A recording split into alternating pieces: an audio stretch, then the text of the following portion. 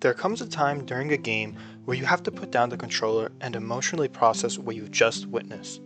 Maybe for minutes, or hours, days, weeks. Some games take you on a journey that challenges how you perceive others and yourself. Silent Hill 2 left me like this many times throughout my playthrough. Many know it as a cult classic, and that's not without reason. The game redefines what it means to be a psychological horror and explores themes of grief, loss, and guilt in ways that have never been done before. Silent Hill 2 does a really good job at showing and not telling you what the story is or how to feel. Due to this ambiguity, many things are up for interpretation, leading to fantastic discussions surrounding the characters, the story, and the game overall. That's where I come in, and today I'd like to give my 2 cents on what the story meant to me and how I viewed the daunting hellscape that is Silent Hill 2. The game opens up with an iconic scene. We see a man's hands shaking after washing them in a sink. He looks up at the mirror, and here is where we are introduced to our protagonist, James Sunderland. James inspects his face as if it's the first time seeing his reflection. This portion of the scene is supported by an ominous song in the background, suggesting that there is more than meets the eye about this guy. We get a voiceover from Mary, James's dead wife, which tells us that she is waiting for James in their special place, Silent Hill. The introduction makes the player feel like they've been placed at the end of one journey and the start of a brand new one. But not knowing what James has done previously leaves us lost. Our only guide through this is James himself. He is all that we can trust so far in the story. So when he says he gets a letter from his late wife of 3 years, we have no reason not to trust him, as we've really got no other option. The confusion is reflected in the environment too. There's a thick fog covering James's path, not allowing us to see what's ahead. James is forced to blindly head into whatever is in front of him, something that he will soon regret. We eventually meet a woman named Angela, who is also here in Silent Hill looking for her mother. In such a lonely place, a person like Angela is crucial to lulling the player into a false sense of innocence, even if she has an awkward and frightened demeanor about her. Eventually, as we get into the town, we encounter our first monster, the lying figure. Usually, I would skip over the gameplay, however, it's also very crucial to the story. This just goes to show you how much of a masterpiece this game is. James is seemingly a normal man. He's no Leon Kennedy, although they share some similarities looks-wise. Him fighting this monster is a grand act of violence for him, in comparison to the little we understand about his character. Even his reaction to all of this seems lackluster. During my playthrough, the question of how is he so calm about all of this lingered through my mind a lot. Yes, sometimes he will exclaim or say something out loud, but usually he's quiet. At the beginning, I chalked it up to him being a broken man, considering he lost his wife. However, this first act of questioning from the player inserts a small amount of suspicion of James in the back of our mind. Maybe there's something he's not telling us. Next, James then encounters a quite large man named Eddie. It seems to us that he's killed the man and is in deep denial of his actions. None of that is at the forefront of the player's mind, since just being able to see someone else in this haunting town is comforting. Continuing off of the theme of seeing others, we meet Angela again, but this time it's a more intense sight to behold. Angela is holding a knife, clearly implying suicidal intent. Everyone here seems to be seriously messed up, except James. He is the one true innocent man so far. During their interaction, Angela says to James, "Really? What's the point? It's easier just to run. Maybe it's all we deserve." James eventually takes the knife from Angela, and then afterwards, we meet a little girl, and for some reason, she knows who Mary is. Her name is Laura, and she accuses James of not loving Mary before running off. This leaves the player confused and further advances our suspicion of James and his surroundings. Why would she ever say that? So far, James has shown extreme dedication to Mary. There is definitely more than meets the eye here. Then, James makes his way to Rosewater Park to meet a woman named Maria who looks oddly similar to Mary. Maria's character is especially interesting to me. Maria represents all the fantasies that James had about Mary. She is who Mary couldn't be in James's eyes, and it shows in every aspect of her character. Maria is seductive and very flirtatious with James. She's showing a bit of cleavage with her outfit and walks with confidence. Comparing Mary and Maria side by side, you can see just in the way they're both presented how different they are. Nevertheless, James stays dedicated to Mary no matter how tempted he is by Maria. As we get later on into the game, we are introduced to the iconic Pyramid Head. He is seen assaulting two mannequin monsters, displaying James's repressed feelings and sexual frustration. Pyramid Head serves as a mirror into James's soul. All James can do when he encounters Pyramid Head is run and hide. He is too afraid to face Pyramid Head and what he represents, that being his inner executioner. After the nail-biting encounter with Pyramid Head, we go to Brookhaven Hospital with Maria and encounter these nurse monsters. We can see how they're dressed and how sexualized they look. During James's many visits to Mary in the hospital, he often lusted over the nurses, which explains why the nurse monsters look the way that they do. As we make our way through the hospital, we're presented with Pyramid Head yet again. We're left with no other option but to run. Unfortunately, Maria trips and doesn't make it in time, leading to her being stabbed right in front of James. James is forced to relive the death of Mary yet again, a fate that James can never run from. Although Maria isn't really Mary, James still is reminded of the event that traumatized him the most, and to have it done by a monster created from his own subconscious. Silent Hill is forcing James to remember what he did to Mary, whether he likes it or not. However, for some reason, it seems like James has brushed it off and continues on his search for Mary. He continues to repress his emotions regarding Mary's death and finds comfort in the confusion of his journey. The story really takes a turn here into delving deep into James's subconscious. When we get to the Silent Hill Historical Society building, we're met with paintings of Pyramid Head in which he is executing people trapped in cages. We're left questioning how he connects to this all and start to understand that there may be a deeper meaning to who he is. This is followed by an incredibly long staircase downwards, a literal descent into James's subconscious. Now we're getting to the juicy bits. Then we go into a room to find Maria? But how is that possible? We just saw her die right in front of our eyes. Maria gives James memories of Mary. Maria is fulfilling her one purpose in this town, forcing James to connect the dots about Mary's death. She talks about things only James and Mary would know. This whole interaction seems impossible, supernatural even. The player doesn't know this yet, and must find a way to free her to find more answers. To do this, James must venture into the depths of Toluca Prison, which doesn't matter too much to the story, but this section includes one of my favorite moments in the game. In one of the puzzles, James has to assign which crime fits which punishment on a gallows inside the prison. James confirms the solution to the puzzle by hanging himself. The look on his eyes when he grabs the noose says so much about where his character is at this point in the story. He looks scared, but not because of the fact that he is attempting to take his own life, but because doing this means he's getting one step closer to the truth. Deep down, his subconscious is glad that he is in some way atoning for his grand sin. A beautiful way to incorporate puzzles and story. Eventually, when we do get to free Maria, she's dead. Again. James is again forced to relive what happened to Mary. Nothing he can do can change what happened to her. Once we get to the labyrinth section, we encounter Angela again. Here we understand what Angela has gone through and what she's done. Angela was sexually abused by her father and couldn't take it anymore, so she murdered him. This shame about her trauma manifests into the abstract daddy.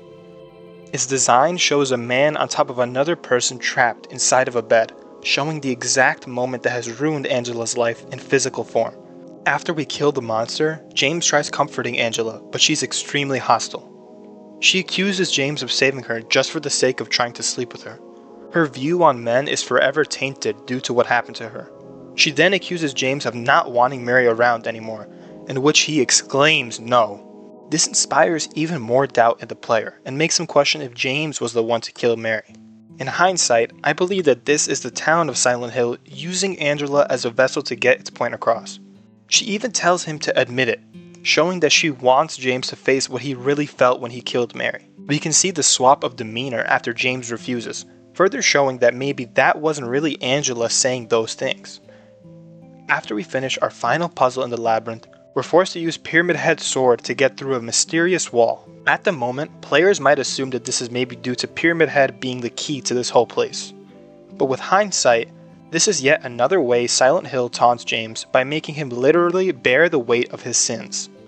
Everything about Pyramid Head embodies the guilt and regret that James feels about murdering Mary. When we do get through the wall using the great knife, James automatically drops it without any player agency in the choice. James physically can't bear the weight of the sword, just as he cannot physically bear the weight of his sins. We meet Eddie again, who this time admits to murdering those who mocked him, and justifying it all by saying they had it coming. Eddie has fallen victim to his own insecurities and took it way too far. He killed a man just for making fun of him. Only something a psycho would do. Eddie points the gun at James, threatening to kill him too. James then punches Eddie and a fight between them ensues. As James reigns victorious, he is forced to end another person's life. Even though it was self-defense, it was still a line that James never wanted to cross. Or is it? Both of the men here are guilty, but one wears his shame on his sleeve and the other chooses to run from it. They both committed acts of violence for their own reasons. In some sick, twisted way, killing Eddie was a form of self-punishment for James. James did to Eddie what he thinks someone should do to him. Finally, we leave the labyrinth and head on our way to the Lakeview Hotel, the final section of the game. When we make our way inside the hotel, we see Laura again, and this time she gives James a letter from Mary, a letter addressed to Laura. In it, Mary talks about how she wishes she could spend more time with Laura. We are very confused as to how she even knows Laura. Nothing James has said has implied that Mary nor James knew who Laura was. Mary in the letter then wishes her a happy 8th birthday, but Laura had just turned 8 a couple weeks ago. So Mary didn't die 3 years ago? As we get closer to the ending, the facade starts to fall apart. The player by this point should not be trusting James's perspective on things, nor should they trust their own surroundings. In hindsight, it seems weird that James chose to block out the last 3 years of Mary's life before he killed her. It would be understandable if maybe he blocked out the last year of her life, but 3 seems excessive. I believe this is because 3 years ago is when Mary began to fall ill, causing her to be bedridden as we know. To James, Mary was already dead to him. Mary could no longer live up to the standards of their marriage anymore, and that caused him to disassociate. He no longer accepted that what was left of Mary was alive, and instead chose to believe that she died the second she got sick. As James makes his way through the hotel, we finally get up to what the story has been building towards. We get to room 312, where Mary is supposedly waiting for James, but instead, we are greeted with an empty VCR. James puts in a tape he found earlier in the hotel. Here, he learns the truth. Mary didn't die from a disease. James killed her. The videotape shows him suffocating her with a pillow in an extremely eerie way. The ability to capture such a disturbing feeling with no words in the short time elapsed is remarkable. Being able to hear the sounds of a woman slowly losing her life is reverberating. Even the placement of the pillow before James kills Mary is shaped in the same way as Pyramid Head. When the tape stops playing, we're left with the shot of a destroyed man. He was oblivious to his biggest sin the whole time, but now he has nowhere to hide from it. Laura comes rushing in the room and asks James where Mary is. He has no other option but to tell the truth. The expression James has when he admits to what he did is gut-wrenching. So many emotions displayed in such an empty stare. He also has to come to terms with the fact that he ruined Laura's chance to say goodbye to Mary. Laura runs away in realization that Mary really is gone forever. Then, all of a sudden, we hear Mary's voice on the radio. Clearly, this is another illusion, but what else does James have to lose? Any chance to see Mary again is worth chasing, so that's what he does. But as he makes his way through the hotel, he sees a room on fire and searches to see what's inside. What's inside is Angela, broken, next to 2 dead male bodies. These 2 male bodies are implied to be her assaulters, her brother and her father. In their conversation, Angela asks for the knife back from James. She wants a release from her pain. She wants it all to end, but James refuses. He then comments about how hot it is, saying, "It's hot as hell in here." In which Angela responds, You see it too? For me, it's always like this. and leaves up the staircase.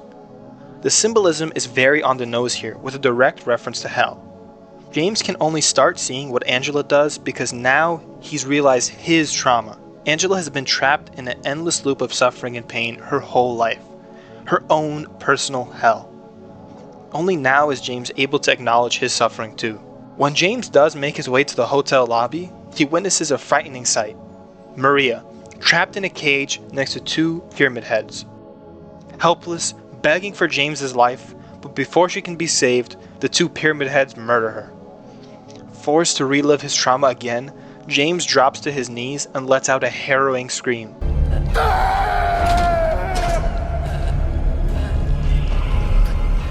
In this moment, he finally realizes what those pyramid heads are for. They're here to punish him. He created his own executioner, someone who could stop at no bounds to make sure James got what he deserved. He was too weak to punish himself. He needed someone else to do it for him. He needed to be shown over and over again what he did to Mary through Maria's multiple deaths. Maria is a pawn in James's sick and twisted subconscious. She still has real feelings and desires. Even if it's essentially programmed into her, she still loves James. However, her choice is taken from her by Pyramid Head, just like James took Mary's life from her. The two Pyramid Heads engage in combat with James in an epic duel in which, after getting weakened enough, they impale themselves in the head. They have fulfilled their purpose in making James understand what he did and punish him for it. They are no longer needed in Silent Hill. Afterwards, James is led to a hallway in which, while he walks through it, he listens to a conversation between Mary and him. The conversation provides a lot of insight into Mary and James's relationship. We can hear Mary go through lots of emotions at once. Initially, she lashes out at James for bringing her flowers. Then she turns to self-disgust and calls herself ugly. But in her final words, she begs James to stay, to reassure her that she isn't gonna die. She's terrified of what her fate is. Not only that, but she's suffering all throughout it and taking it out on James. James has been pushed to his limit, and resentment has built up inside of him over the course of those 3 years. Finally, we get to the end. But as we all know, there are many different endings in Silent Hill 2, so I'll try to cover them all as best as I can. However, this script is getting too long and I am very tired of writing. We'll start with the leave ending. It's what I consider to be the good ending and what ending I got on my playthrough. As we get to the top of the building, we see Mary. After so long apart from each other, James instantly hugs her, but something feels off. This isn't really Mary, and James knows it. He pushes her away, and it's revealed that it's actually Maria pretending to be Mary. James is rejecting the fantasy offered to him by Silent Hill through Maria, and is actively choosing to remember what he did. He fully understands the sin he committed and is ready to face it. Maria continues to plead for him, but it's to no avail. What ensues is a boss fight of Maria in her deathbed trying to kill you. The boss perfectly encapsulates what this whole journey has been about. James facing his sins and not letting himself forget again. Finally, when we defeat her, a cutscene of James and Mary plays where we can see what Mary truly looked like in her final moments. Hideous, disgusting, and deformed. James apologizes to Mary, but she tells him not to be sorry and that she wanted the pain to end. But James rejects that and admits I hated you. I wanted you out of the way. I wanted my life back. Mary calls him on his bluff and asks him, If that's true, then why do you look so sad? This back and forth adds an incredible amount of nuance and weight to Mary's death. Up until this point, James's murder of Mary was seen as a selfish act. He did it out of resentment, sexual frustration, and helplessness. He even tries to use that as an excuse as to why he did it. But deep down, he himself doesn't believe that. Both of these can be true at the same time. He could have done it to end Mary's suffering, along with taking his life back. It's an extremely tough situation to be placed in, and either path would have put James under serious trauma. He either had to end her suffering or helplessly watch as she slowly withered away. Afterwards, Mary gives James a letter, in which he gives to Laura. This letter is the complete letter that we hear at the start of the game. In it, Mary describes the loneliness she feels and how unfair her situation is. Their life together has been ripped apart, and both of them have to watch it die. She accepts her mistakes of lashing out at James and ushers him to live a happy life without him. Make others happy how he made her happy. At the end of the monologue, we can see that James and Laura walk out of Silent Hill, presumably starting a new life together, and moving on from their old ones. For convenience sake, we'll move on to the in-water ending scene, since the intro is the same as the previous ending.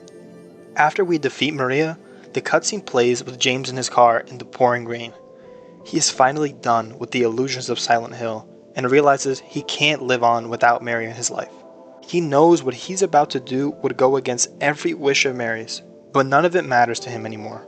As he turns his head, we can see that Mary's body has been in the back of his car the whole time. When he turns his head back forward, James has an empty stare. He accepts what he's about to do, and all we hear after is the sound of a car crash. As we see an object floating in the water, we hear the exact same letter play out just like the previous ending. But when we get to the end of the monologue, we can see that the object we've been looking at is actually Mary's letter. James never even opened it and didn't know Mary wanted him to move on. Even without reading it, he knew Mary so well that he knew that's what she would want. But he's a coward. He couldn't bear to read those words from her. He'd rather pretend they never existed, just like he's been doing the whole time. And just like a coward, he takes the easy way out. No attempt to change himself, no capacity to face his fears. He hasn't changed one bit. Now onto the worst ending in my opinion, the Maria ending. The intro plays a little different this time around. James and Mary do finally meet again, but something feels off about Mary. She's acting defensive and accuses James of not even wanting her anymore. She reminds him that he was the one to kill her. She confronts him on his hatred of her too, and even implies that James loves Maria more than her. Mary can't forgive him, causing them to fight.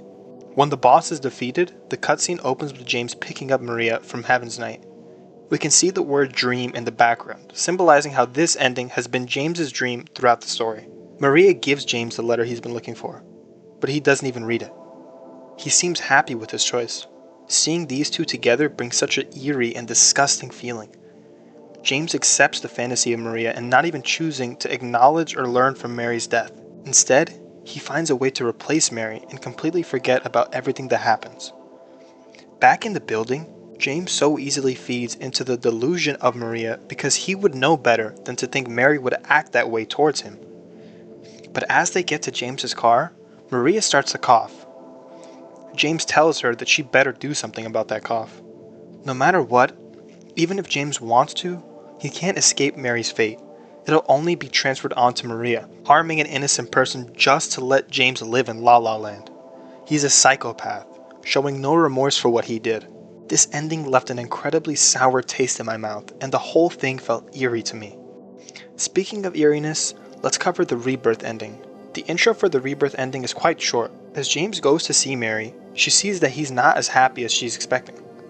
James calls Maria's bluff and knows it isn't really Mary, but she doesn't care. She just wants to be there for James, but he rejects her. She has to remind him that Mary is gone and she's the best thing he can get. James continues to reject her and says there's a way to bring Mary back. In doing so, he has to kill the part of him that still clings on to Maria. But Maria refuses. Both sides of the conversation are in denial of what each other is saying. Maria has to defend herself against James, but in the end is defeated. When the cutscene plays, James is rowing himself and Mary's body to an island. He says that there's a way to defy death through the old gods in Silent Hill. This ending is a different type of denial, a different type of psychopathy. James has literally gone fully insane, abusing the powers of Silent Hill against itself. Refusing to learn from what happened, he wishes to pretend it never did, fully reversing his mistake in a childlike manner. His dialogue even sounds like he's lost everything and has turned psychotic. The next ending is a little weird and requires us to go back in time a bit. The Bliss ending begins when we initially watch the tape back in the hotel. Before he puts in the tape, he drinks a bottle of White Claudia, a very strong and potent drug. When he puts in the tape, at the moment it usually cuts to James killing Mary, it instead continues playing as normal. James is even seen interacting with Mary inside of the tape. When he checks back on the camera, Mary asks him, "James, honey, did something happen?" No, it's fine. and they go along to live their life. We can hear Mary's voice sounds like it came from a VHS tape, but James's sounds normal. James has been absorbed into the town of Silent Hill. His soul is forever trapped in this tape, made to continue living his life with Mary. He rejects living with his regrets and instead cheats his way into avoiding confrontation. It's very bittersweet. Even though he can live a happy life with Mary, he is still trapped inside of a fake world. He chooses to live in bliss. The final ending, and the best ending in my opinion, is the stillness ending. It's a variation of the in water ending, so I'll skip over the intro. The cutscene starts the same as in water, but instead of James talking to Mary's dead body, she's actually here. He tells her how sorry he is and how he tried but fails to live without her. Mary understands and comforts him, but he can't stop apologizing for his actions. He wishes so badly to be rid of the burden that he places on himself. Mary wants the same thing. He asks, Will you wait for me? in which she responds, James, I've always been waiting for you. the screen goes black, the car starts, but this time we hear the car door open and then a crash into the water. James has given Mary the proper water burial that she deserves and has chosen to live with his sins. He accepts his regrets but can't move on. No progress has been made overall. He remains still. It's important to understand that there is no canonical ending to Silent Hill 2, and it's up to the player to decide which ending suits their understanding of the story. Everything I have said is my understanding of the story, and that may differ from yours. You are welcome to tell me our differences, but at the end of the day, it's all opinion. That's the beauty of this game. That's what makes it a cult classic. Thank you guys for watching all the way through. This has been a fuck ton of writing, and I'm very glad it is over. Please like and subscribe, or else all this effort will be for nothing. See you guys in the next one.